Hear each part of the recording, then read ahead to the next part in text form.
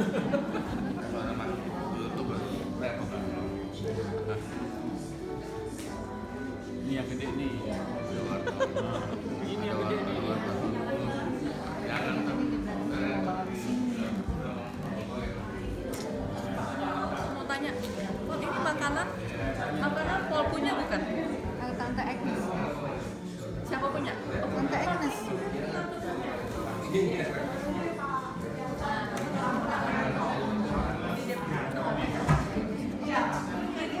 Iya udah nggak apa-apa taruh situ aja. Karena agak susah makannya.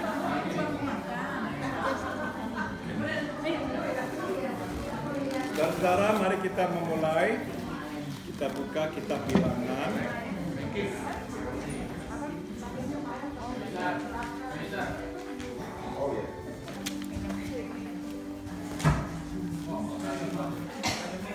Kita buka pasal 15. Please turn your Bible to the book of Numbers.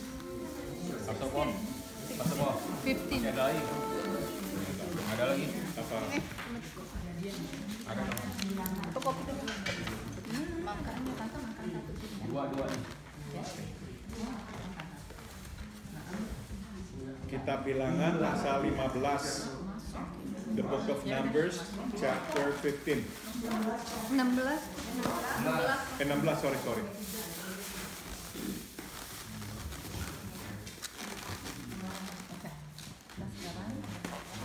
Kitab ya. 16, kita baca ayat 1 hingga ayat 3. The book of Numbers, chapter 16, verse 1 to verse 3.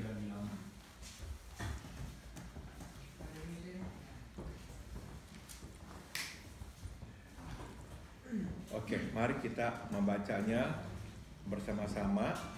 16, 1 sampai 3. 1, 2, 3. Korah bin Isa bin Kehat bin Lewi beserta Datan dan Abiram, anak-anak Eliab, dan On bin Pelet, ketiganya orang Ruben, mengajak orang-orang untuk memberontak melawan Musa beserta 250 orang Israel. Pemimpin-pemimpin umat itu, yaitu orang-orang yang dipilih oleh rapat, semuanya orang-orang yang kenamaan. Maka mereka berkumpul mengerumuni Musa dan Harun, serta berkata kepada keduanya, "Sekarang cukuplah itu. Segenap umat itu adalah orang-orang kudus, dan Tuhan ada di tengah-tengah mereka. Mengapakah kamu meninggi-tinggikan diri di atas jemaat Tuhan?" Mari kita berdoa, let us pray. Kami berterima kasih atas kesempatan membaca firman-Mu dan mempelajarinya. We thank you, Heavenly Father, for this opportunity to read and to learn from your word. Kami berdoa, jelaskanlah supaya kami mengerti firman-Mu. We pray, please explain to us your word so we will understand it. Dalam nama Tuhan Yesus kami berdoa. In the name of Jesus we pray. Amin. Mari kita mulai. Belum lama Tuhan meminta mereka untuk mengimbuhkan jubah-jumbai pada jubah sebagai peringatan terhadap perintahnya. 254 pemimpin Israel memutuskan untuk tidak mengakui, tambahkan kata mengakui, kepemimpinan Musa. Ya, before long, God just commanded the people of Israel to add tassels on the edge of their clothes as a reminder of His commands. 254 Israel leaders decided not to acknowledge Moses' leadership. Sambung lagi, ketaatan tidak mudah, ya. To obey is difficult. Baru disuruh tunduk, sudah langsung memberontak. So you see, God just commanded them to submit, to obey.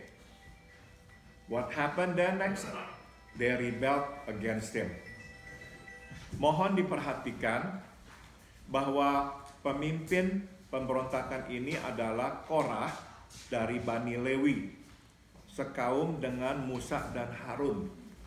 Ya, please note that the leader of this rebellion was Korah, a Levite. In other words, from the same tribe with Moses and Aaron. Singkat kata, Korah adalah orang sendiri. Tambahkan kata sendiri.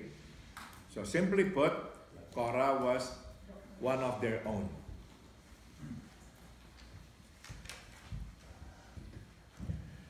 Saudara, kalau ini kejadiannya ya, bertahun-tahun kemudian mereka sudah lupa perintah Tuhan, masuk akal ya. You see, if this rebellion took place years after God just gave and reminded them of their commands, of His command, it would make sense because we sometimes forget. But this happened right away. Jadi dari sini kita lihat ya, saudara, ternyata memang menaati Tuhan itu tidak mudah. So from this we learn that it is not easy to obey God. We just listen to the sermon, to the message. We came out of the church, we disobeyed God. We just read the Bible, and then something happened, we got mad, we forgot about God's command. Begitu mudahnya kita melupakan perintah Tuhan. Ya, sambung lagi. Mungkin kita masih ingat bahwa Musa melantik 70 tua-tua Israel untuk membantunya, ya di Bilangan 11. Perhaps we should remember that Moses anointed 70 Israelite elders to help him in leadership. Sebelumnya Musa mengangkat pemimpin 1000, pemimpin 100, pemimpin 50, dan pemimpin 10 dari Keluaran 18. Before that, Moses also anointed the leader of 1,000, the leader of 100, a leader of the 50, and a leader of the 10 in the book of Exodus. Bila kita bandingkan 250 orang ini dengan jumlah total para pemimpin kelompok 100, misalnya kita hanya ambil yang 100 saja deh ya para pemimpinnya. Jadi kira-kira jumlah pemimpinnya 6.000, memang tidak banyak. Remember, there are about 600,000 people. So if we just assume that the leader of 100, that means about 6,000 leaders. So if we compare 250 with 6,000, it is not a big number. It is true. Tapi yang membuat pemberontakan ini berbahaya adalah dikarenakan keempat orang ini didukung oleh 250 pemimpin kenamaan yang dipilih Musa untuk membantunya memimpin Israel. But what made this rebellion dangerous was because it was actually instigated by 250 famous, well-known, influential community leaders. So they're not just leaders. Ya. Singkat kata, 250 orang ini adalah pimpinan tertinggi. Tambahkan kata tertinggi. Simply put, these 200 people are perhaps the highest rank in the leadership. They are people of influence. Saudara, kita tidak perlu banyak orang yang berpengaruh untuk mempengaruhi jumlah yang besar. Bahkan satu orang pun bisa mempengaruhi berjutaan, bahkan beratusan juta orang. You all know that we don't need actually a lot of people to influence a big mass. Even one person can influence millions and millions of people. Now we're talking about 200 people who have a lot of influence in Israel. And they all rebelled against Moses. They refused to submit to Moses' leadership. Sambung. Berbeda dengan pemberontakan Miriam dan Harun di Bilangan 12, yang mungkin masih dapat dilihat sebagai pertikaian antara keluarga, pemberontakan Korah adalah murni pemberontakan rakyat, tambahkan kata rakyat. So, different from the rebellion instigated by Miriam and Aaron, it was recorded in Numbers chapter 12. Miriam and Aaron's rebellion could still be perceived as family feud because they rebelled against their brother, Moses.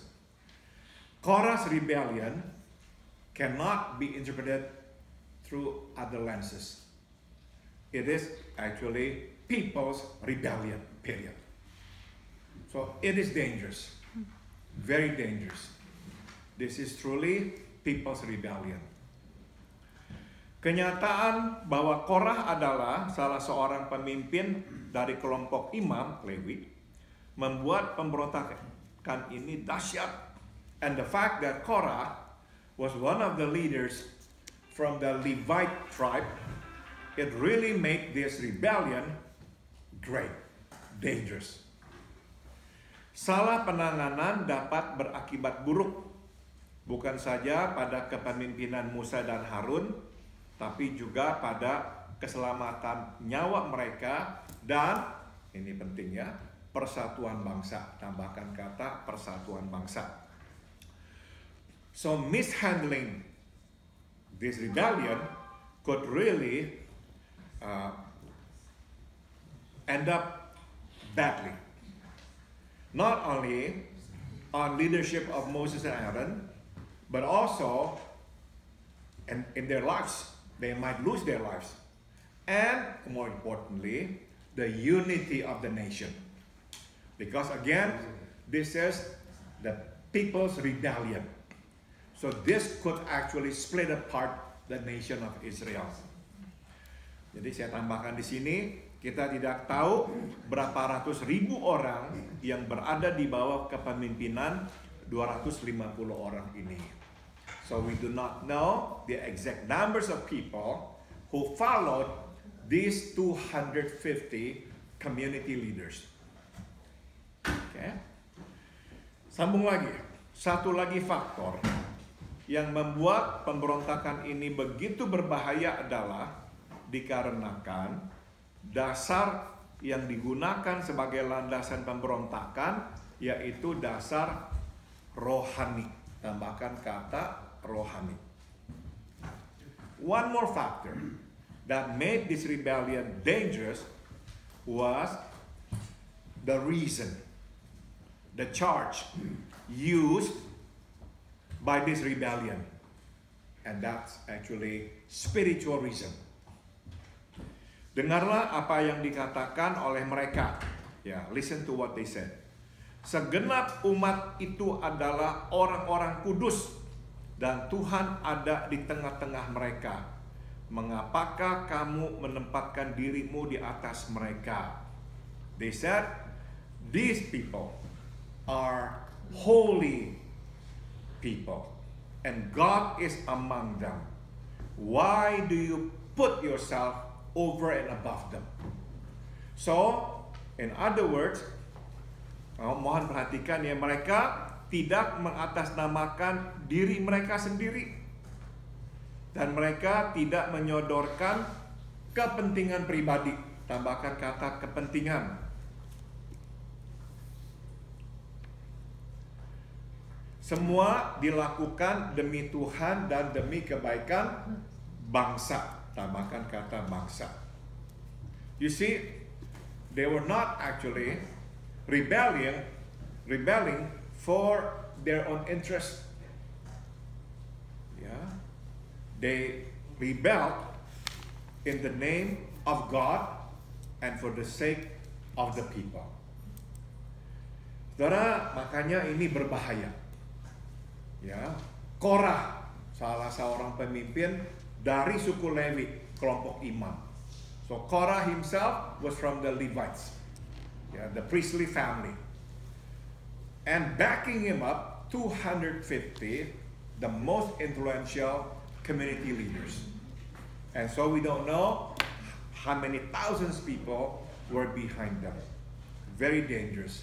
And they were not using their own interest as the reason. They're using the interest of the people and for the sake of God. Mari kita berhenti sejenak dan tarik beberapa pelajaran. Let's pause and glean some lessons. Pertama, pekerjaan Tuhan tidak pernah berjalan tanpa perlawanan. Tambahkan kata perlawanan. First lesson we can glean is the work of God never runs without resistance. Never. Di mana ada perkenan dari Tuhan, akan ada perlawanan terhadap Tuhan. So, where there is God's favor, there is going to be man's resistance toward God or against God.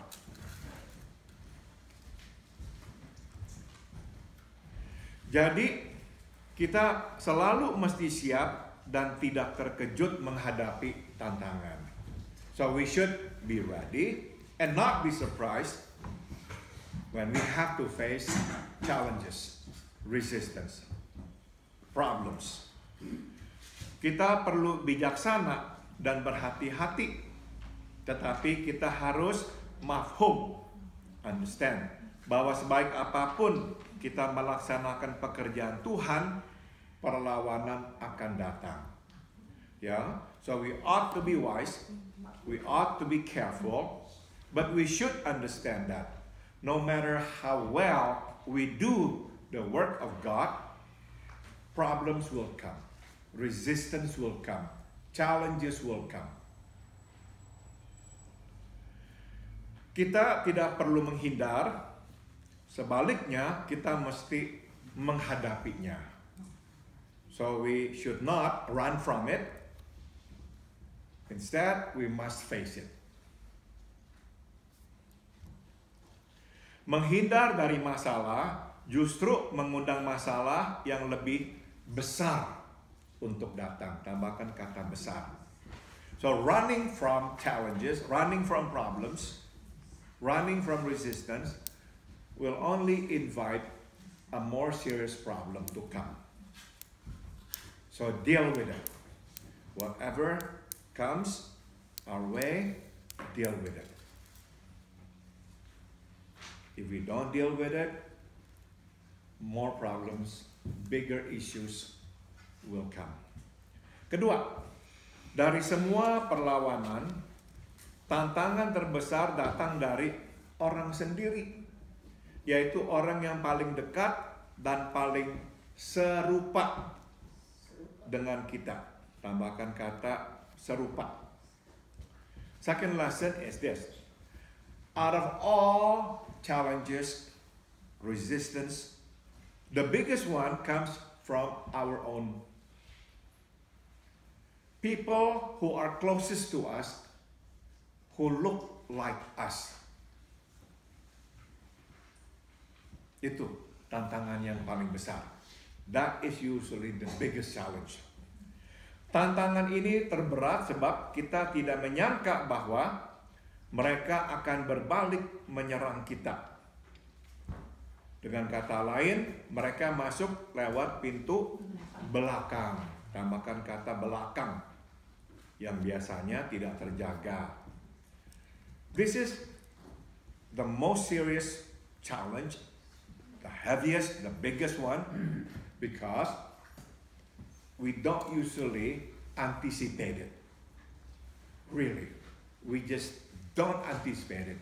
We don't think this will come. Out of the blue. Yeah. So simply put, They come in from the back door. And we don't usually lock the back door. We always lock the front door. Di dalam pelayanannya, Billy Graham harus menghadapi perlawanan orang. In his ministry, Billy Graham had to face resistance, challenges from people.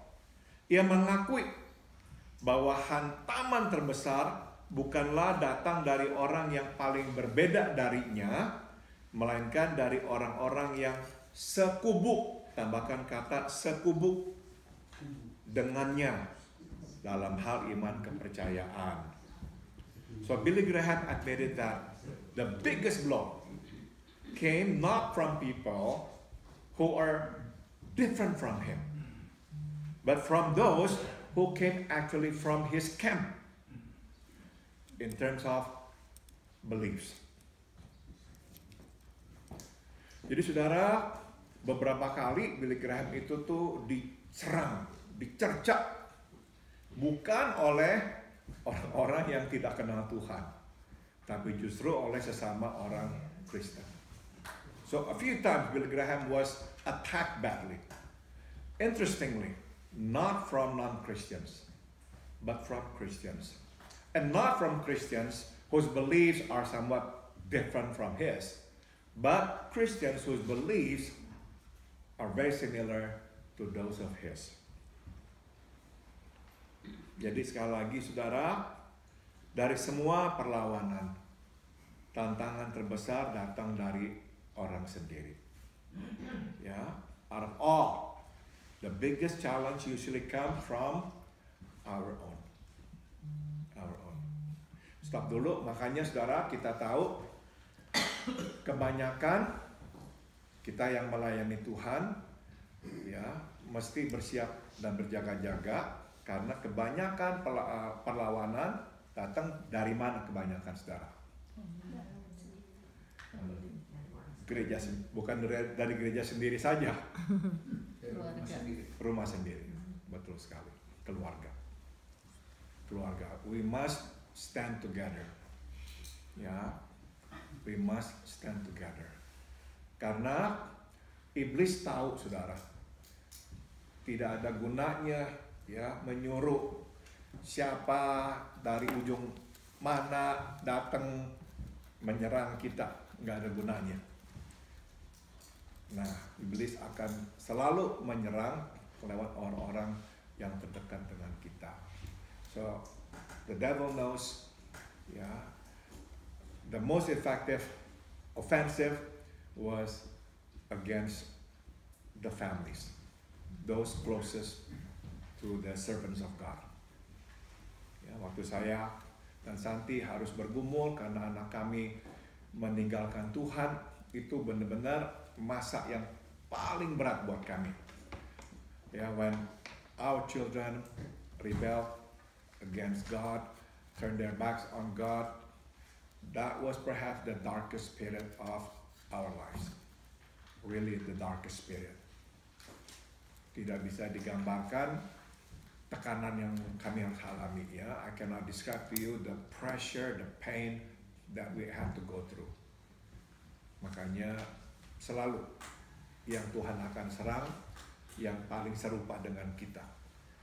Makanya kalau punya anak biar mukanya beda-beda. Bercanda saya.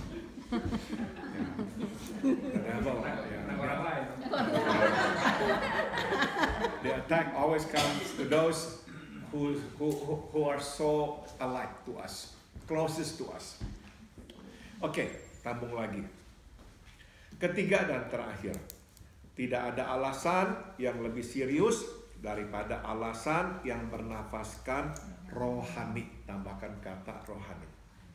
Lastly, there is no charge, no reason more serious than spiritual reason. Korah tahu itu, makanya dia pakai alasan rohani. Korah knew that. Of course, he's a Levite.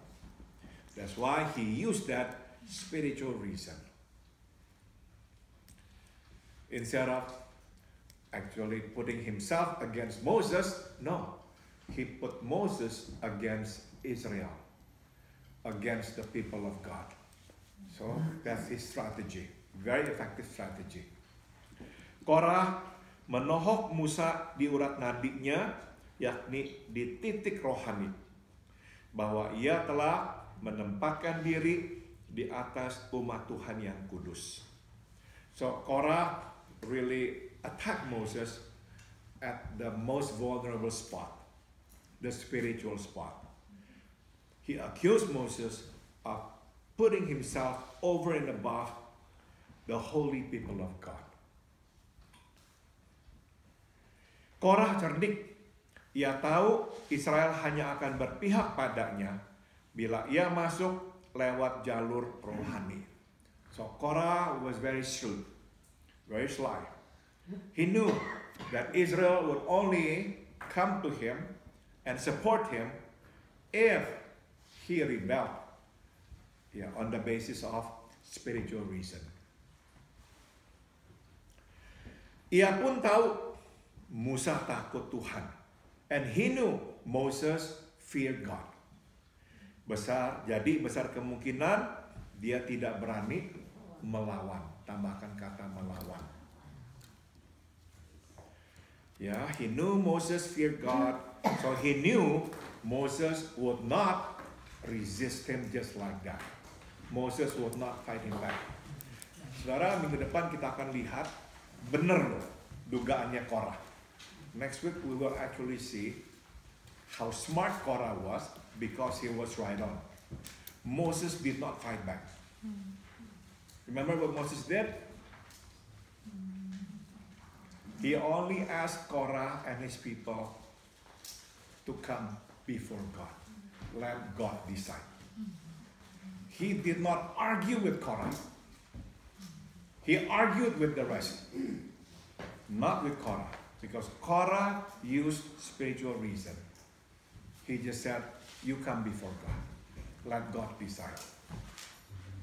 So this guy was very dangerous, very smart, but he could not outsmart God. He could not outsmart God. And Moses did the right thing. Oke, kita berdoa sekarang ya. Okay. Mari kita akhiri. Terima kasih Tuhan Yesus, kami boleh belajar firman-Mu. Biarlah yang kami pelajari, kami terapkan dalam hidup kami. We thank you, Father, for the lessons that you have taught us. We pray, may we apply what you have taught us today in our lives. Dalam nama Tuhan Yesus, kami berdoa, in the name of Jesus we pray. Amin. Amin. Oke, terima kasih. Kita masuk ke dalam kelompok doa kita sekarang. Let us now join our prayer groups.